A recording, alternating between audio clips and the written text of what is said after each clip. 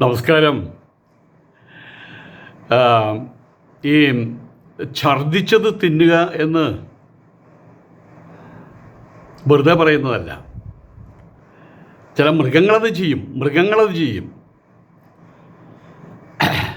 മനുഷ്യൻ ചെയ്തിട്ടുണ്ട്. ഞങ്ങളുടെ നാട്ടിലൊരു നാരായണൻകുട്ടി ഉണ്ടായിരുന്നു. അവന് ആ, ഒരു ബസ് ഇടിച്ചു അവൻ്റെ തലയിൽ. അവൻ്റെ മേലെ ഇടിച്ചു, അവൻ തല ഇടിച്ചു വീണു. അതിനുശേഷം അവന് കുറച്ചൊരു നൊസ്സിളകിയ പോലെയായിരുന്നു. പാവമായിരുന്നു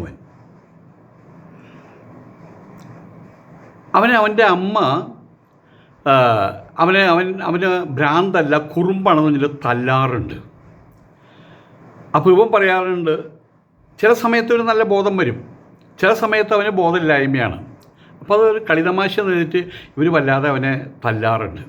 ഒരിക്കൽ ചൂട് വെച്ചു. അപ്പോൾ ഇവന് നല്ല പ്രായമുണ്ട് കേട്ടോ, 10, 20, 25 വയസ്സുള്ള പയ്യനാണ്. ഒരു ദിവസം അവൻ്റെ അമ്മ അവനെ ചൂട് വെച്ചു. അവൻ പോയിട്ട് വിഷം കഴിച്ച് മരിച്ചു. ഒരു തരം കായുണ്ട്, ഉരുണ്ടിട്ടൊരു കായുണ്ട് പച്ച നിറത്തിൽ, അത് വിഷമാണത്. അത് കഴിച്ചു. ഇതുവരെ ഒരു ഓടി വന്നു. അപ്പോൾ ഇവൻ ഛർദ്ദിച്ചു. ആശുപത്രിയിൽ നിന്ന് കൊണ്ടുപോകാൻ പറ്റിയില്ല. ആ ഛർദ്ദി അവർ കഴിക്കുന്നത് ഞാൻ കണ്ടിട്ടുണ്ട്. എന്നിട്ട് ആ സ്ത്രീയും മരിച്ചു എന്നുള്ളതാണ് ഞാൻ പറയാൻ കാരണം. ഇപ്പോൾ മുസ്ലിം ലീഗുകാർ ഛർദ്ദിച്ചത് മുസ്ലിം ലീഗുകാർ കഴിക്കുന്നു. ആരോ ഛർദ്ദിച്ചത് അവർ തന്നെ ഛർദ്ദിച്ചതാണ് അവർ കഴിച്ചുകൊണ്ടിരിക്കുന്നു. MK മുനീർ, അദ്ദേഹത്തിനിപ്പോൾ ക്യാബിനറ്റ് പദവി കൊടുത്തിരിക്കുക. മന്ത്രി പദവിക്ക് തുല്യമാണ് ക്യാബിനറ്റ് പദവി. കാറും കോപ്പും എല്ലാം ഉണ്ടായിരിക്കും.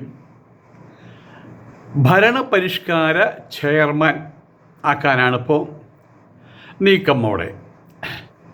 ഇത് പറയുന്ന സമയത്ത് ഈ ഭരണപരിഷ്കാര ചെയർമാൻ എന്ന സ്ഥാനത്ത് ഒരിക്കലും അവരോധിതനായിട്ടുള്ള നമ്മുടെ സഖാവ് VS എന്ന് പറഞ്ഞാൽ മതി, VS അച്യുതാനന്ദൻ എന്ന് പറയേണ്ട ആവശ്യമില്ലല്ലോ, അത്രയും ജനകീയനാണ്. അദ്ദേഹത്തിന് ഈ പദവി നൽകിയ സമയത്ത് ഇന്ന് ഞാൻ ഓർമ്മിക്കുകയാണ്, അദ്ദേഹത്തെ കളിയാക്കിക്കൊണ്ട് വന്ന നിരവധി പിക്ചറുകൾ, പ്രസ്താവനകൾ, ഭരണപരിഷ്കാരി എന്ന പേര്, പിന്നെ പരിഷ്കാരി VS എന്ന പേര്. അതിൻ്റെ കൂട്ടത്തിൽ പറഞ്ഞു, എടോ കിളവ ചാവാറായില്ലേ, പിന്നെ എന്തൊട്ട് പരിഷ്കാരം ഉണ്ടോ നടത്താൻ പോണത്? താൻ അല്ലെങ്കിൽ തന്നെ ഏതോ കാലഘട്ടത്തിൽ ജീവിച്ചിരുന്ന എന്തൊരു മനുഷ്യൻ, ആ ആദിമ നിവാസിയോ ഒക്കെ അല്ലേ, തനിക്കെന്ത് പരിഷ്കാരമാണോ? ഇങ്ങനെ ഒരുപാട് അതിലൊന്ന് കൂടുതൽ പറഞ്ഞിട്ടുള്ളത്, എണീറ്റ് നടക്കാൻ വയ്യല്ലോടോ തനിക്ക്, എന്നിട്ട് തൻ്റെ മോഹങ്ങൾ തീർന്നില്ലേ? ഈ രീതിയിലുള്ള ഒരുപാട് ഇതെന്ന് ഞാൻ ഓർമ്മിക്കുകയാണ്. അതിലേറ്റവും കൂടുതൽ എൻ്റെ മനസ്സിൽ തറച്ചു വന്നത് VS അച്യുതാനന്ദനെ സംബന്ധിച്ചിടത്തോളം അദ്ദേഹം നടക്കുന്ന കാലഘട്ടത്തിൽ, അതായത് ഏർലി മോർണിംഗിന് അദ്ദേഹം ഇറങ്ങി നടക്കും, അവന് വൈകുന്നേരവും. ഈ കാലത്ത് നടക്കുന്ന സമയത്ത് അവിടെ ഒരു വീടുണ്ടെന്ന് വെച്ചോളൂ. ആ വീടിൻ്റെ പേര് മംഗലത്ത് വീടെന്ന് വെച്ചോളൂ.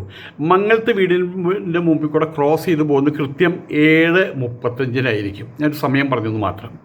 അതിൻ്റെ അപ്പുറത്ത് വേറൊരു വീടുണ്ട്, വടക്കേടത്ത് വീട്. അതിൻ്റെ മുമ്പിൽ കൂടെ ക്രോസ് ചെയ്ത് പോകുന്ന അദ്ദേഹം 7:42 അവിടെ ക്ലോക്ക് തെറ്റിക്കഴിഞ്ഞാൽ ഇദ്ദേഹത്തിൻ്റെ നടത്തത്തിൽ ഇദ്ദേഹത്തെ കണ്ടു ഞാൻ 7:32 എന്ന് പറയാൻ കഴിയുന്നർത്ഥം. അത് അദ്ദേഹം കിടപ്പിലാകുന്നത് വരെ ആ നടത്തം അദ്ദേഹം ഉപേക്ഷിച്ചിട്ടില്ല. ഒരിക്കൽ പോലും കാല് വയ്യാതെ കൈ വയ്യാതെ പുറത്തിറങ്ങി നടക്കുന്നതായിട്ട് ഞാൻ കണ്ടിട്ടില്ല. നിങ്ങളാരും കണ്ടിട്ടുണ്ടോ എന്ന് എനിക്കറിയില്ല. ആ മനുഷ്യനെക്കുറിച്ചാണ് പറയുന്നത്, എഴുന്നേറ്റ് നടക്കാൻ വയ്യല്ലോടോ തനിക്ക്. അങ്ങനെയുള്ള താൻ എന്തിനാണോ ഈ ഭരണപരിഷ്കാരം എന്തെങ്കിലും പറഞ്ഞ് മറ്റേ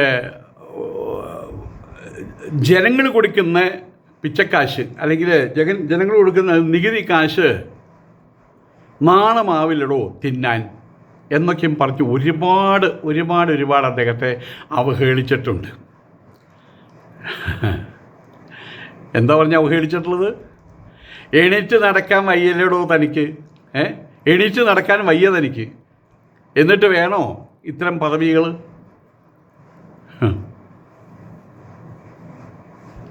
ജനങ്ങളുടെ നികുതി പണം പിന്നെ വൃത്തികെട്ട വാക്കുകളൊക്കെ ഉപയോഗിച്ചിട്ടുണ്ട്. തിന്നുന്നവനല്ലേടോ താൻ, എന്നൊക്കെ. അത് ഞാൻ വി എസിൻ്റെ കാര്യമാണ് പറഞ്ഞത് കേട്ടോ, വി എസിൻ്റെ കാര്യമാണ് പറയണത്.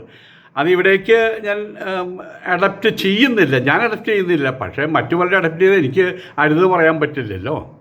പക്ഷേ സാഹചര്യങ്ങൾ സമാനമാണ്.